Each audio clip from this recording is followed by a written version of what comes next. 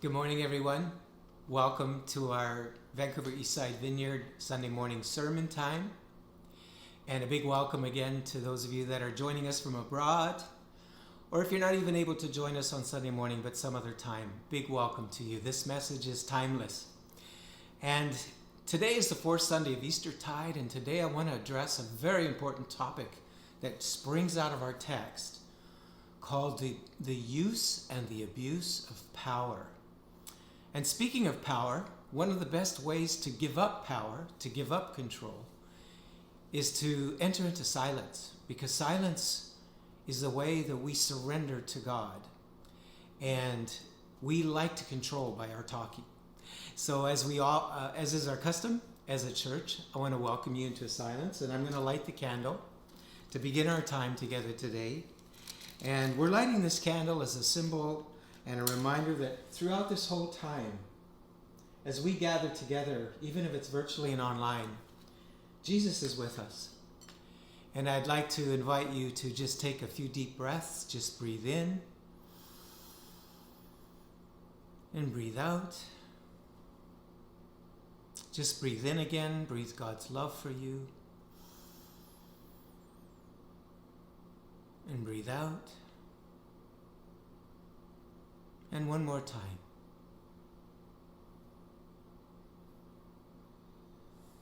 And then just breathe normally. And as you do, just enter into this silence and allow your body just to rest on the chair where you are, and be aware of your body and of your mind and of your heart and your emotions. And know that no matter where you are today, Jesus welcomes you and He's with you. And let Him embrace you in this silence for a moment as His beloved.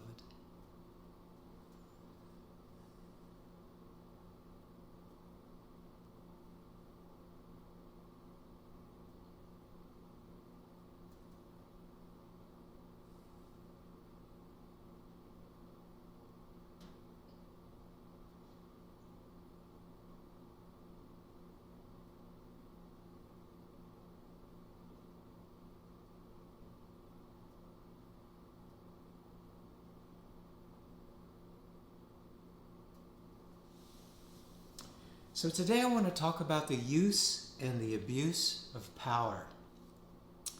This is a huge issue in our world, and particularly in this pandemic time of social isolation, where we've been reading statistics of a spike in domestic violence, sexual abuse, and the exploitation of children.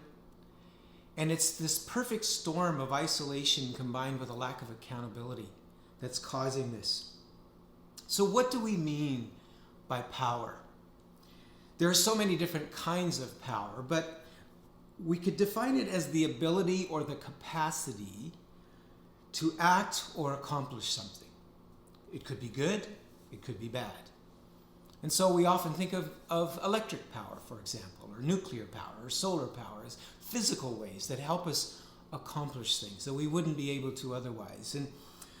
But the kind of power that I want to talk about today is the kind of power that happens in our human context of relationships, society, with one another. So for example, the power of an employer over an employee.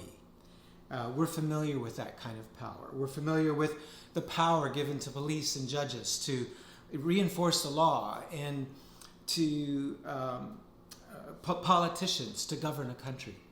These are different kinds of power. And at a more basic level, one of our first encounters with power is the power of parents with children, and teachers with students, and coaches with their athletes. And we experience it in churches, pastors with their congregations, counselors with counselees. And all of these are forms of power. But it's not just leaders that have power.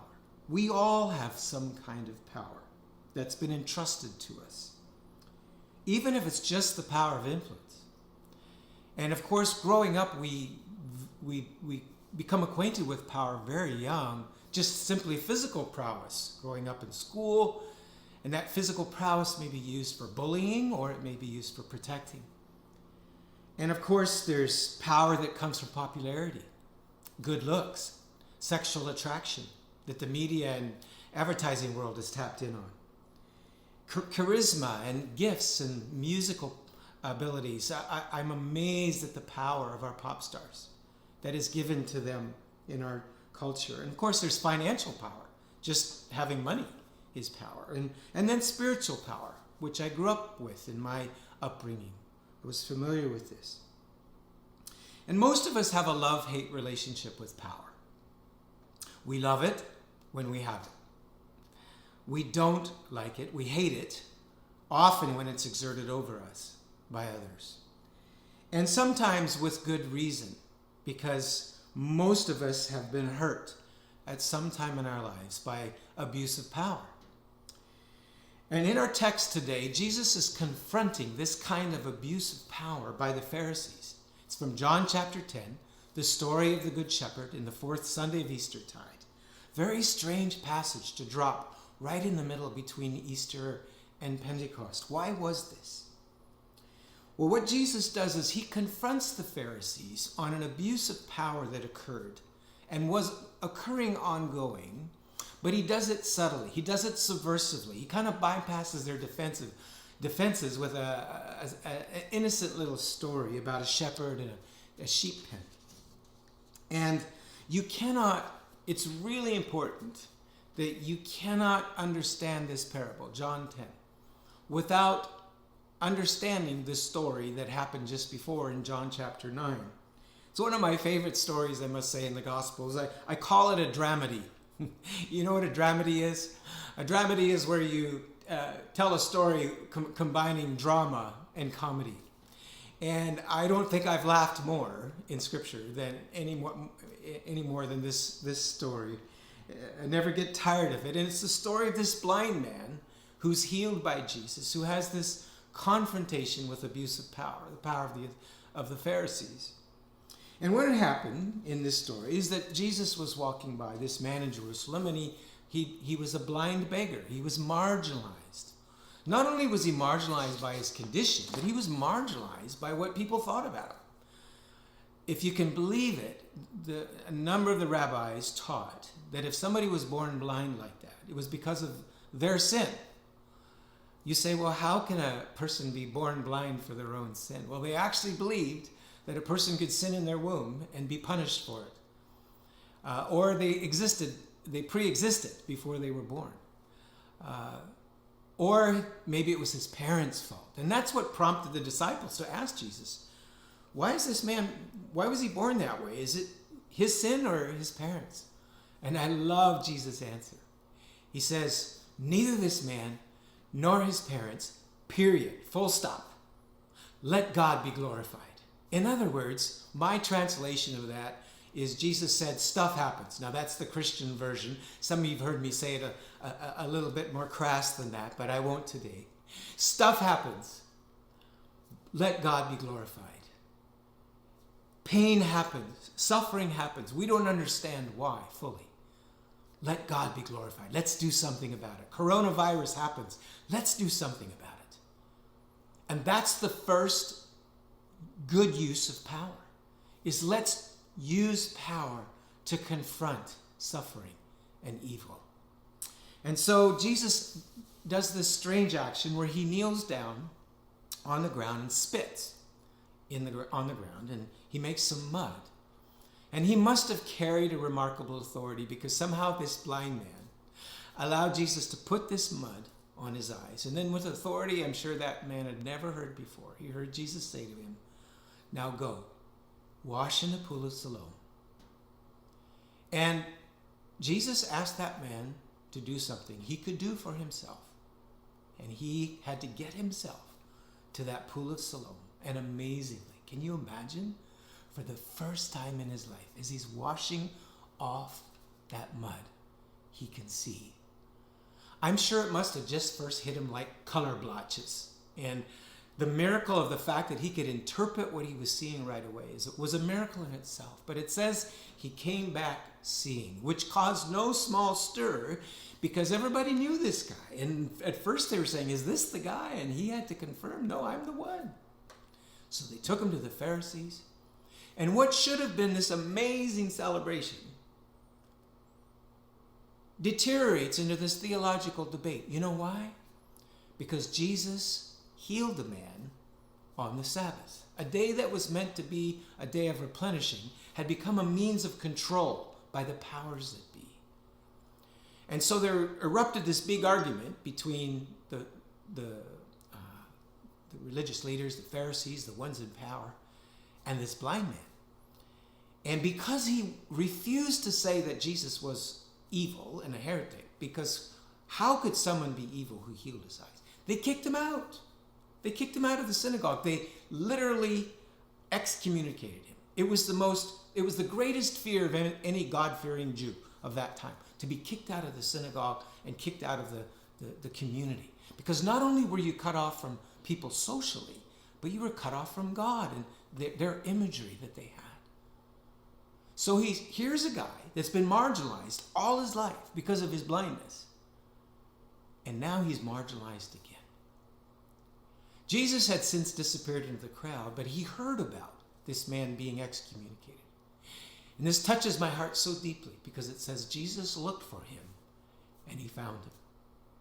Now remember, he hadn't seen Jesus before and he didn't know who he was. So Jesus comes up to him and he says to him, "Do you believe in the Son of the Human One?" We're often the translations are Son of Man, but it literally means Son of the Human.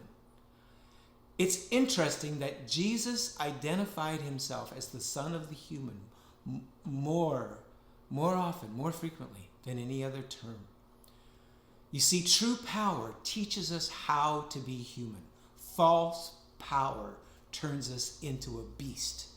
You see this in the book of Revelation. The epitome of false power is this beast, and in the book of Daniel. But true power will become truly human. And Jesus says to this blind man, "Do you believe in the human one?" And the blind man says so tenderly, "Well, I don't know who he is. Just tell me who he is and I'll believe." And Jesus said, "You're talking to him and you see him." And at those words, that man cried out, "I believe." And he fell in a heap of tears and gratitude at the feet of Jesus and worshiped him. Now, apparently the Pharisees were still around and they saw this. And Jesus said, "I came into the world. This is why I came into the world. That blinded eyes would see, and that seeing eyes would be made blind." And the Pharisees reacted to this. And they said to Jesus, "Are you saying we're blind?" And Jesus says these amazing words. He says to them, "If you were blind, you would have no sin. But because you say we see, your sin remains." There is something about being so certain that you're right and everybody else is wrong. And you can determine who's in and who's out. And your world is a black and white world of dotted I's and crossed theological teeth. There's something about that just causes such an abuse of power. Always has caused an abuse of power.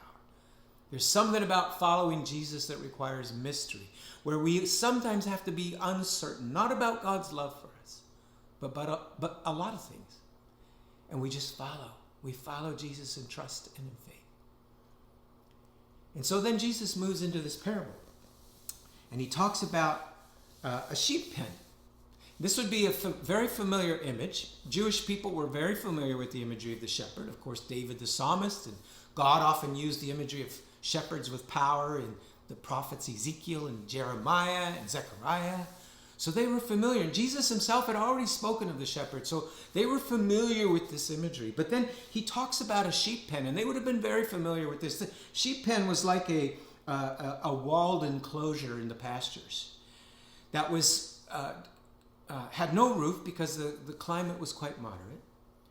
And at night, the shepherds would bring the sheep into this place to sleep so that they would be protected from predators like bears and lions and wolves. And there was one gate, one entrance. And it's helpful to know that it was common for several shepherds to share the same sheep pen. And so they would take turns as shepherds being gatekeepers. They would literally serve on shift for each other, and they would bring their sheep in together, and then the sheep would know which shepherd was there by their voice, Jesus said, and they would lead them out. And the other thing to notice is that the shepherds were often the gate themselves. They would lie in the gate. There was no door. They would sleep in front of the gate of the sheep pen, and they would literally become the gate. So when Jesus talked about the shepherd being willing to lay down his life if a lion or a bear or a wolf, that wasn't just metaphor. That was real. And it sometimes happened. We know David fought a lion and a bear for his sheep. And there was something very tender about this relationship. Many of you know what it's like to be in love with a pet, with an animal. And there seems to be this bond, this love that the shepherd had for the sheep. And it helps explain why in this metaphor, Jesus says, I'm the gate, I'm the shepherd. He uses these metaphors for good use of power. But the sheep pen wasn't safe from thieves and robbers. Jesus brings these metaphors into the story. And he talks about how that there's thieves and robbers that will climb over the fence, climb over the wall. And you know, I live in East Vancouver, and if you see somebody breaking in a window, it's not a good sign. And Jesus said, if there's somebody climbing over the wall, it's not a good sign. They're not a shepherd, they're a thief. They're trying to steal. So what causes the wrong expression of power? What causes the wrong use of power? What's the source of that in our human existence? I believe it is the expression of the false self. Now, we've talked about this many times as a church, that when we lose sight of our true identity as beloved children of God, we seek to find our identity in the three following ways as described by Henry Nouwen. My identity is what I have achieved. My identity is what I possess. Or my identity is what others think of me. And if we live out of this identity, there are toxic results. And its noxious expression is this colonial abuse of power over others. Rather than loving and using power to love and serve people, power is used to abuse and get and steal from people. The beast, rather than our humanity. But the right use of power is an expression of our truest selves. That is, that we are beloved children of God who use the power that God has given us to love and to serve others in humility and sacrifice. And we see this embodied in Jesus. Remember when he was in the upper room with his disciples, and it says, knowing who he was, that he'd come from God and was returning to God, he got up, got a towel and basin, and began to wash the disciples' feet. The right use of power is to love and to serve and to be human, in contrast with the beast. So he talks about, he contrasts the good and bad use of power by metaphors. The thieves and the robbers come and they steal. And one characteristic of the bad use of power is stealing as a thief, which is manipulative, or as a robber, which is coercion or force that happens. And this is the beautiful thing about God, is God who is ultimate power.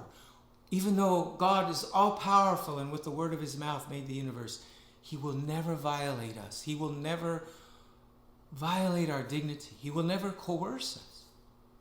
We see a beautiful illustration. I didn't have time to talk about this last week in the story of the road to Emmaus. Remember where Jesus was walking with the disciples and they didn't recognize him, and they're walking to the road to Emmaus. And when they get to Emmaus, the literal Greek says he pretended as if he was going to be going on.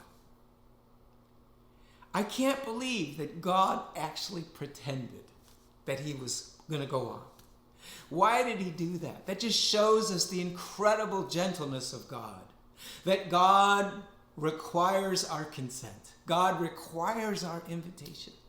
If he's going to come into our house, if he's going to come into our lives. And maybe there's some of you right now that just need to afresh give that invitation to God. He's so gentle. God is so gentle that God will never violate your will. And so Jesus needs this invitation God will never push himself. So finally, at the end of the story, Jesus gives a couple more metaphors. He talks about the stranger that the sheep will not follow, because the stranger loves power and uses people. There's no bond, there's no relationship.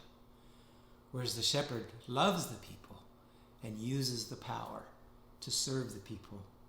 And finally, he gives this remarkable summary on the use of and abuse of power and its result. He said, "The thief comes only to steal, to kill, and destroy. I have come that they may have life and have it to the full."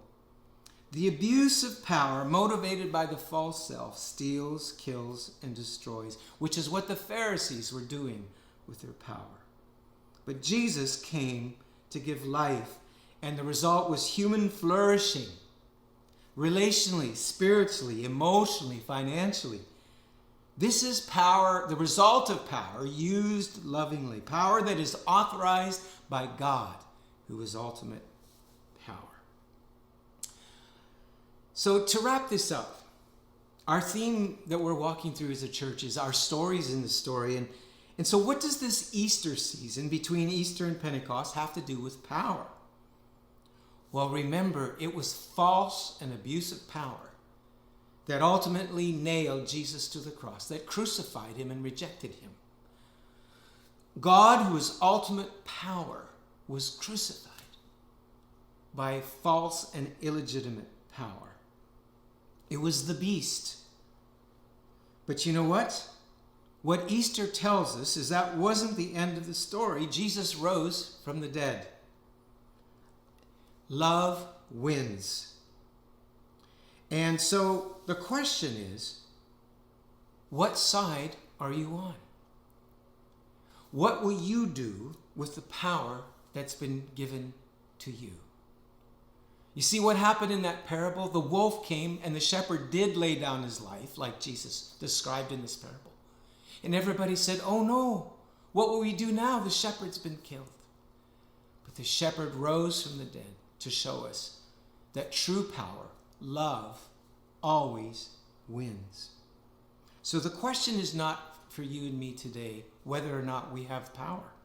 We all have power. Rather, the question is, what will we do with the power that's been given to us? We have gifts. We have opportunities. We have relational connections and influence. Most of all, we can pray. Paul said in Ephesians, you have the same power that raised Jesus from the dead. Wow. In Romans, he even brought it physically. He said, and I didn't get a lot of sleep last night, so this is a real promise for me. He said, the same Spirit that raised Jesus from the dead will bring life to your bodies. What will you do with the power that's been given to you? Will you live out of your false self and use this power to achieve, to possess, to impress, and to align yourself with the beast? Or will you live out of your true self, a beloved child of God? And because you're loved, you can use that power to love and to serve others. In the book of Revelation, I read about a contest between the beast and the lamb. Two kinds of power. And guess what? The end of the story, love wins. The lamb wins. May the Lord bless you as you pursue using the power that he's given to you to show his heart to a broken and needy world. Stuff happens. Let God be glorified. God bless you.